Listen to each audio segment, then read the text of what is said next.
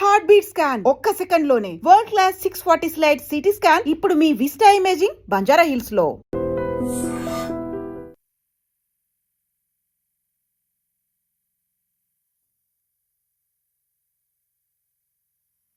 ప్రతిపక్ష పార్టీ హోదాని అంటే BRS party balance చేయలేకపోయింది కాబట్టి బీజేపీ ఎంటర్ కాబోతోంది అన్న భయంతోనే నిన్న కేసీఆర్ గారు బయటకు వచ్చి ఇదంతా కూడా పెట్టిండ్రు అనేది కూడా ఒక చర్చ సార్. ఇప్పుడు BJP is a national party కాబట్టి ఆ పార్టీని మనం తుడిచేస్తే పోతుందా? తెలంగాణలో ఉంటుంది కానీ ఎదగదు, అది అందరికీ తెలుసు.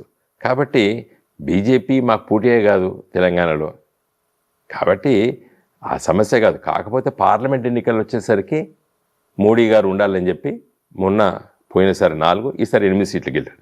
శాసనసభకు వచ్చేసరికి బీజేపీకి తెలంగాణలో పట అసలు చాలా కష్టం. ఏమో దృష్టి పెట్టిండు, ఇప్పుడు మోడీ గారు దృష్టి పెట్టిండు. మోడీ గారు పెట్టకపోతేనే తప్పు కదా. వాళ్ళ ఇది ఒక పెద్ద రాష్ట్రము, అభివృద్ధి చెందుతున్న రాష్ట్రము, వాళ్ళ ప్రయత్నం వాళ్ళు చేస్తారు. కానీ ఇక్కడ ఒక బలమైనటువంటి రాజకీయ శక్తి బీఆర్ఎస్ పార్టీ ఉంది. తెలంగాణ సమస్యను తీసుకొని ప్రజల్ని చైతన్యపరిచి తెలంగాణ రాష్ట్రం పోరాటం చేసి తెలంగాణ సాధించి తెలంగాణ 10 సంవత్సరాల ఒక గొప్ప రాష్ట్రంగా తీర్చిదిద్దినటువంటి ఒక పార్టీ బీఆర్ఎస్ పార్టీ. కాబట్టి బీఆర్ఎస్ పార్టీకి బీజేపీ పార్టీ తెలంగాణలో పోటీ కాదు. కాకపోతే జాతీయ స్థాయిలో ఇవాళ పవర్ఫుల్ పార్టీ బీజేపీ పార్టీ. ఒక ఆల్టర్నేట్ పార్టీగా మిమ్మల్ని కలుపుకొని మీతో పాటు ఎదిగితే బాగుంటుంది అని ఒక ఆలోచన చేసిరు కాబట్టి మొన్న మీ రాజ్యసభ ఎంపీలతోని కేసీఆర్ ఎట్లున్నారు బాగోగులు అడిగినరు అని కొన్ని టైమ్స్ అయితే అసలు కాల్ కూడా మాట్లాడినరు, మోడీ గారే కాల్ చేసిరు కేసీఆర్ గారికి అనేది చర్చ సార్. నిజంగా కాల్ వచ్చిందా? నాకు కాల్ వచ్చింది, నాకు వస్తే నేను చెప్తున్నాను, నాకు రాలేదు కదా. కేసీఆర్కి వచ్చిందా రాలేదని నేను చెప్పలేను కదా.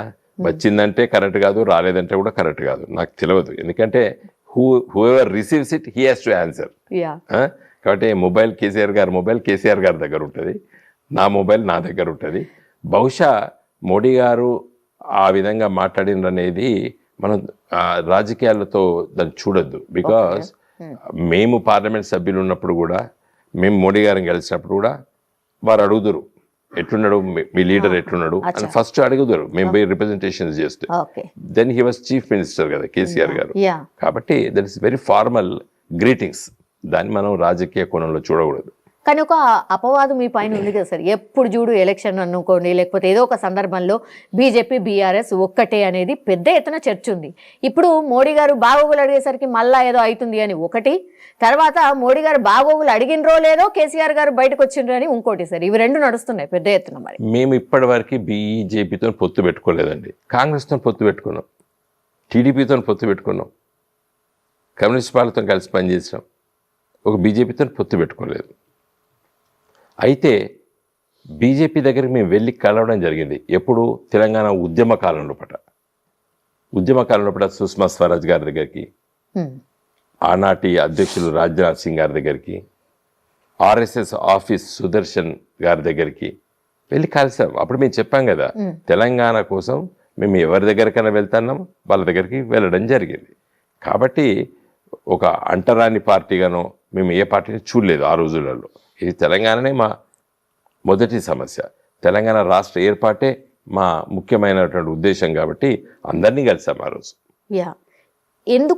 దీనికి ఎందుకు బలం వచ్చిందంటే సార్, యాక్చువల్లీ బీజేపీకి ఇష్టం లేదు కాంగ్రెస్ని ఎట్లయినా రాకుండా చేయాలి, కాబట్టి ప్రత్యామ్నాయం ఎవరైనా ఉన్నారంటే మీరే ఉన్నారు కాబట్టి మీతో కలిస్తే అది పాసిబుల్ అవుతుంది అన్న ఒక ఆలోచన చేస్తుండ్రు అనేది. కావచ్చు, కాకపోవచ్చు. ఎందుకంటే రాజకీయాల్లో ఏది జరుగుతుంది ఏది జరగదని చెప్పడం లేదు. అసలు సిపిఐ నుండి సిపిఎం పార్టీ పుట్టింది ఎందుకో తెలుసా మీకు? మీరు చిన్నపిల్లలు, నేను కూడా చిన్నవాడినే, కానీ కమ్యూనిస్ట్ పార్టీలో కొంత నేను కలిసి పనిచేస్తాను కాబట్టి చెప్తున్నాను. కాంగ్రెస్తో పొత్తు పెట్టుకోవడము తప్పు అని సిపిఐ నుండి సిపిఎం చీలింది. మరి ఈరోజు సిపిఎం కాంగ్రెస్తో పొత్తు పెట్టుకుంటారు దేశవ్యాప్తంగా.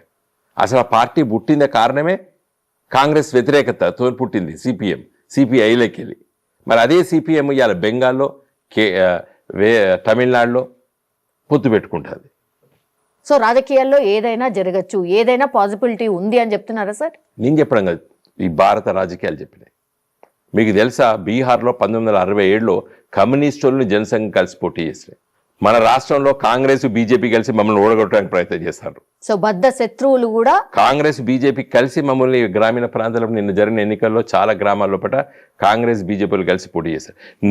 ఇదంతెందుకు నా ఎన్నికల్లో 2019 ఎన్నికల్లో పొన్నం ప్రభాకర్ గారికి డిపాజిట్ పోయింది, మధు యాస్కి గౌడ్ గారికి నిజామాబాద్లో డిపాజిట్ పోయింది.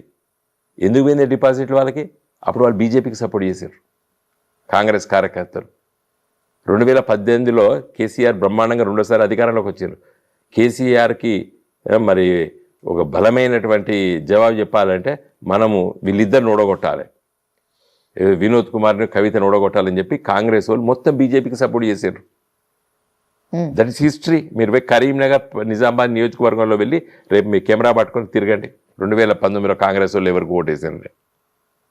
ఇద్దరు డిపాజిట్లు పోయినాయి.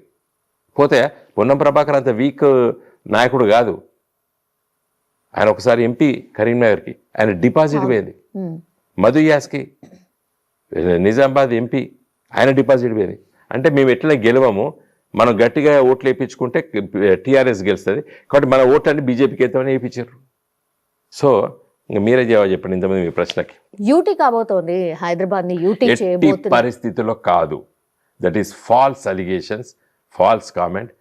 నిజంగా ఆంధ్ర నాయకుడు ఎవడు కూడా ప్రయత్నం చేస్తలేడు. చాలా తప్పు, అది జరగదు. అది ఊరికే మీడియా ప్రపంచం క్రియేట్ చేస్తున్నది, లేకపోతే కొంతమంది వాళ్ళు వీళ్ళు మాట్లాడుతున్నారు, నేను చూస్తున్నాను టీవీ ఛానళ్లలో. ఎట్టి పరిస్థితి హైదరాబాద్ యూటీ కాదు. కారణం ఏంటంటే హైదరాబాద్ను యూటీ చేయాలంటే ఫస్ట్ బాంబేని చేయాలి, కలకత్తాని చేయాలి, చెన్నైని చేయాలి, బెంగళూరుని చేయాలి, తర్వాత హైదరాబాద్ని చేయాలి. ఎందుకు ఛాన్స్ ఎందుకు లేదంటున్నారు? ఆ ఆలోచన ఎందుకు లేదంటున్నారు? కాదండి, ఫైనాన్స్ క్యాపిటల్ ఏది భారతదేశానికి? ముంబై, బాంబే, ముంబై. దాన్ని చేయాలి ఫస్ట్. మొత్తం దేశంలో హెవీ ఇండస్ట్రీస్, కేంద్ర ప్రభుత్వ ఇండస్ట్రీస్ ఎక్కువ ఉన్నటువంటి సిటీ చెన్నై, దాన్ని చేయాలి. ఒకవేళ యూటీ చేస్తే నష్టమా సార్ మనకి? యూటీ చేస్తే చేయడానికి అవకాశాలు లేదు. ఉన్న యూటీలనే రాష్ట్రాలుగా మారుస్తారు. చాలామందికి రాజ్యాంగం తెలియదు. ఈ దేశంలో యూటీలన్నిటినీ ఢిల్లీ యూటీ ఉండే స్టేట్ని చేశారు, గోవా యూటీ ఉండే స్టేట్ చేశారు, పాండిచ్చేరి అంటే పుదుచ్చేరి యూటీ ఉండే దాన్ని స్టేట్గా మార్చారు. ఇప్పుడు యూటీలు ఏమున్నాయండి? సముద్రంలో ఉన్నటువంటి లక్షద్వీపు, సముద్రంలో ఉన్నటువంటి అండమాన్ నికోబార్ ఐలాండ్స్ తప్పితే యూటీస్ ఏమున్నాయి?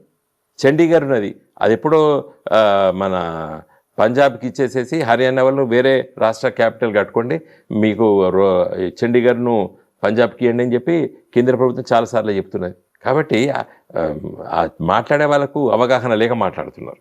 సో అసలు పాసిబిలిటీ అనేదే లేదు. నేను చెప్తున్నా ఉన్న యూటీలనే రాష్ట్రాలు చేస్తున్నారు కదా, అసలు ఛాన్సే లేదు.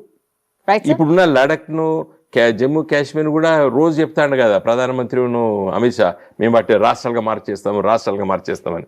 కానీ అమిత్ షా 2022లో ఒక నివేదిక తయారు చేసుకున్నాడు, యూటీ చేస్తే హైదరాబాద్. నేను ఇంత మంచిగా ఎక్స్ప్రెషన్ ఇచ్చిన, ఇది మీరు చూపియండి, ప్రజలకు చూపియండి, మీ విలేకరులు అందరూ చదవండి అని. నేను ఇంత మంచి ఎక్స్ప్రెషన్ ఇచ్చిన. భారతదేశం స్వాతంత్రం వచ్చిన తర్వాత యూటీలో ఉన్న వాటన్నిటినీ రాష్ట్రాలుగా మార్చుకుంటూ పోతున్నాం మనం. మొన్న జమ్మూ కాశ్మీర్ బైఫర్కేట్ చేయడం గల కారణం ఏంటంటే ఆర్టికల్ 370 అక్కడ ఉన్నదాన్ని తీసేయడానికి. ఇప్పుడు ఆడ ఏం హామీ ఇస్తున్నారు? మిమ్మల్ని రాష్ట్రాలుగా మార్చుతున్నామని చెప్పి హామీ ఇచ్చారు మొన్న జరిగిన ఎన్నికల్లో కదా.